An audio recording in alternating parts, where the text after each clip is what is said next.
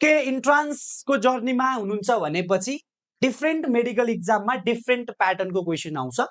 त्यसै क्रममा आज मैले आइओएम 2006 मा पास्ट इयर क्वेसन ल्याएर आएको छु र तपाईलाई थाहा छ पास्ट इयर क्वेसन चाहिँ भेरी इम्पोर्टेन्ट हो। फर्स्ट प्रायोरिटी तपाईको फरमोस्ट प्रायोरिटी चाहिँ पास्ट इयर क्वेसन हुनुपर्छ, त्यसपछि अरु ट्राई गर्ने। मेरो एउटा सुझाव तपाईलाई के छ भन्दा पास्ट इयर क्वेसन सिद्ध्यायो भने मात्र अरु कन्टेन्टमा बढ्नुस् है, बिकज अहिले रिकल क्वेसनहरु 50% हुन्छ, त्यही भएर पास्ट इयर क्वेसन चाहिँ उनीहरुले राखेको हुन्छ। सो अब यहाँ हेर, मैले चाहिँ पास्ट इयर क्वेसन चाहिँ लिएर आएको छु केपी र केसी सँग रिलेटेड, र तपाईलाई केपी भन्ने बित्तिकै याद आइहाल्ला, इन्ट्रेस्टिङ कुरा छ। सो त्यही कुरा अनुसारले आफूले अगाडि बढाउने। सो क्वेसन ट्राई गर एकचोटी, क्वेसनलाई राम्रोसँग हेर त। सो तपाईलाई मैले टाइम दिए 5 सेकेन्ड, 1 2 3 4 5। ओके, म अगाडि बढ्छु है।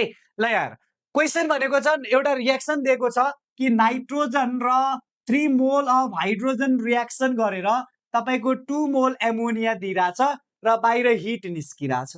ठीक छ, यो त एकदम क्लियर छ। क्वेसनले के भन्छ भन्दा केपी र केसी को सम्बन्ध के होला?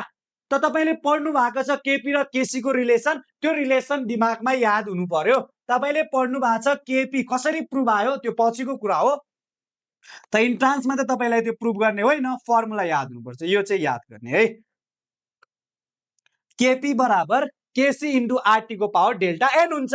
अब यो रिएक्सनको लागि रिलेसन हेर्ने हो भने केपी र केसी त यहाँ देखिरहेछ नि अप्सनमा, चेन्ज गरेका छैन, हामी पनि चेन्ज नगरौँ।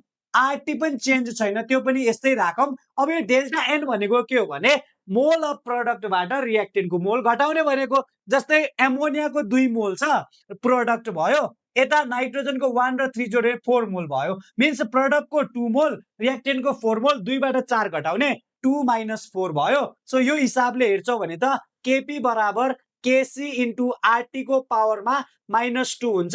यो भनेको केपी बराबर केसी डिवाइडेड बाई आरटी को पावरमा 2। सो अप्सन यो हेर्ने। सो केपी बराबर केसी, यो डिवाइडमा गर्नु होला, केसी डिवाइडेड बाई आरटी को पावरमा 2 छ। अप्सन सी चाहिँ करेक्ट हुन्छ है त। ल